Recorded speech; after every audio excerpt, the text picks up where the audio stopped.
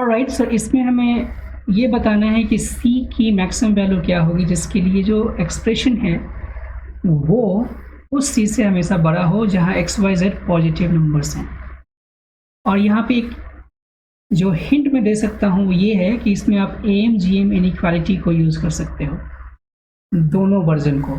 दोनों वर्जन मतलब दो नंबर्स वाले a+b/2 greater than equal to √AB वाला, और जब अगर हमारे पास इसका जनरलाइज वर्जन हो जिसमें n पॉजिटिव नंबर्स हों तो भी आप यूज़ कर सकते हो। लेकिन यहाँ पे 3 क्वांटिटीज़ दे रखी हैं तो हमें उसके 3 वाले वैल्यू को यूज़ करना पड़ेगा।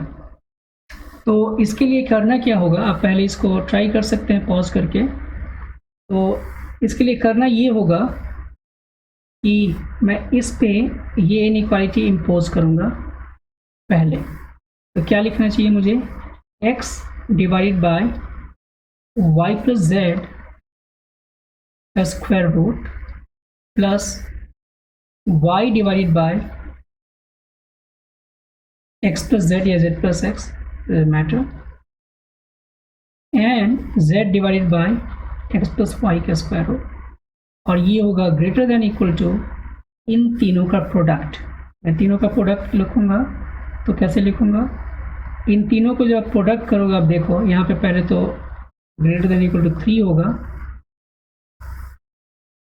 और इन तीनों का प्रोडक्ट में आप ये स्क्वायर रूट तीनों के साथ ले सकते हो एक साथ।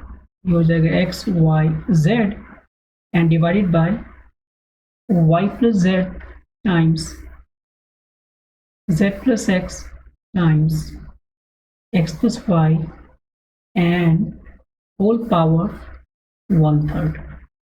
तो ये हमने इनइक्वालिटी इम्पोज कर दी ये वाली 3 पे।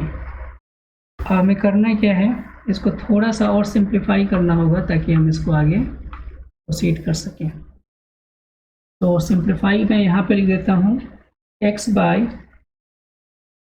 वाई प्लस जेड का square root plus y by x plus z का स्क्वायर रूट प्लस इस क्वांटिटी e को ले चले जाएंगे राइट हैंड साइड में, और इसको मैं यहाँ पे पावर हाफ है तो इस 1/3 के साथ मल्टीप्लाई कर सकता हूँ। तो यहाँ हो जाएगा x by z divided by, मैं इसको क्रम में लिख दूँ x plus y times y plus z times z plus x, तब भी कोई दिक्कत नहीं होगी, और यहाँ पावर में होने वाला है 1/6। अब मैं इसको क्या करता हूँ, इसको ले लेता हूँ इक्वेशन नंबर 1 और इस क्वांटिटी को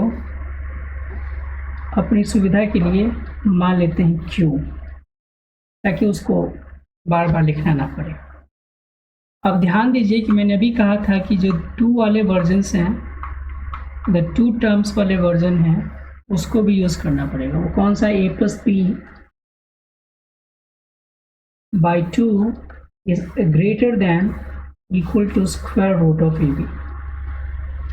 तो हमें इसको ऐसे भी तो लिख सकते हैं, ऐसे a plus b by 2 is greater than equal to twice of square root of ab, and then हम इसके लिए यही अप्लाई कर सकते हैं, x प्लस वाई के लिए, y प्लस जेड के लिए, z प्लस एक्स के लिए। एक्चुअली ये जो टर्म्स गिवन हैं ये इनवाइट कर रहे हैं कि आप इसको अप्लाई कर सकते हो। अब देखिए इससे होगा क्या कि x प्लस वाई को लिख सकते हैं greater than equal to twice of square root of x y, y plus z को लिख सकते हैं greater than square root of y z, and z plus x या x प्लस जेड की वैल्यू मिनिमम होगी twice of square root of x Z.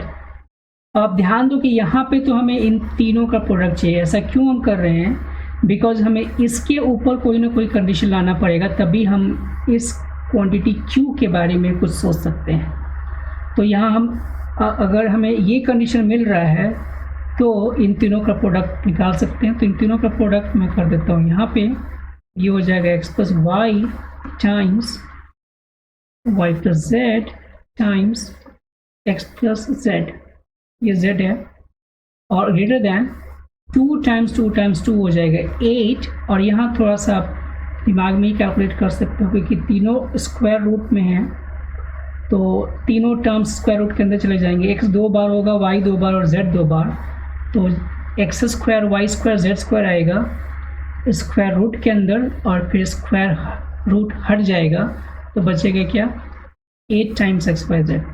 ऐसा आते ही आपको बिल्कुल एक तरीके से उछल जाना पड़ेगा। ऐसा क्यों? बिकॉज आपने यहाँ पे वो चीज़ ढूंढ लिया जो हमें चाहिए था, इस दोनों का रेशियो।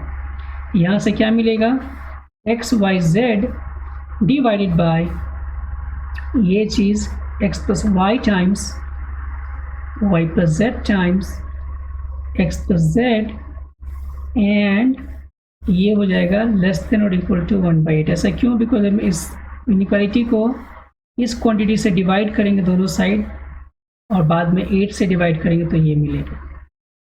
अब आप जरा ध्यान से देखिए, हमें इसका जो राइट हैंड साइड दे रखा है इक्वेशन नंबर इनइक्वालिटी नंबर 1 के लिए, वो उसमें 3 मल्टीप्लाइड है और पावर 1/6 है। तो हम यही काम करेंगे बारी बारी से, क्रम से। तो पहले क्या करता हूँ मैं, इसमें 1/6 को पावर में दे देता हूँ, तो ये हो जाएगा क्या, x y z divide by x plus y times y plus z times x plus z, and power में 1/6। तो इधर भी तो पावर में 1/6 ही आएगा, और इसके बाद मैं इसमें मल्टीप्लाई कर देता हूँ ये 3 को। तो जब आप देखो लेफ्ट राइट हैंड साइड उसका आ चुका है, लेकिन आप ये भी तो देखो कि ये जो क्वांटिटी है वो इस Q क्वांटिटी से छोटी है। अब क्या करेंगे कि इसको हम कैलकुलेट कर सकते हैं। कितना कैलकुलेट होकर आएगा, 3 टाइम्स और 1/8 का पावर 1/6। 2 को 3 बार मल्टीप्लाई करते हैं तो 8 मिलता है, यानी कि √2 को 6 टाइम्स मल्टीप्लाई करेंगे तो 8 मिलेगा। इसलिए 1/8 का पावर 1/6 जो होगा वो हो जाएगा 1/√2। इससे अब फ़ायदा क्या होगा, अब आप ज़रा ध्यान से इस चीज़ को देखिए। थोड़ी देर के लिए मैं क्या करता हूँ कि इस क्वांटिटी को, इस पूरी क्वांटिटी को सपोज कीजिए कि मैं कह देता हूँ m, जो मिडिल में है। अब आप इसको ध्यान से देखिए, आप कह रहे हैं कि q is greater than equal to m, but m is less than equal to 3/√2। मतलब क्या है, इसका मतलब ये है कि m की मैक्सिमम वैल्यू है 3/√2। मैं उसको वो लिखना चाहूँ तो लिखूँगा मैक्स ऑफ m इज़ 3/√2। तो जब इस m की मैक्सिमम वैल्यू 3/√2 है और ये जो q है वो m से हमेशा बड़ा है, यानी कि m की जो भी वैल्यू हो जाए q उससे बड़ा ही होगा। तो m की अगर मैक्सिमम वैल्यू भी हो जाए तब भी तो q उससे बड़ा ही होगा, और वो मैक्सिमम वैल्यू क्या है, 3/√2।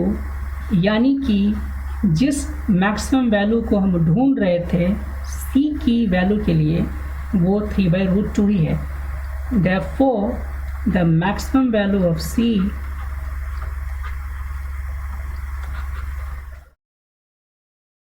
is 3/√2, and that's the answer.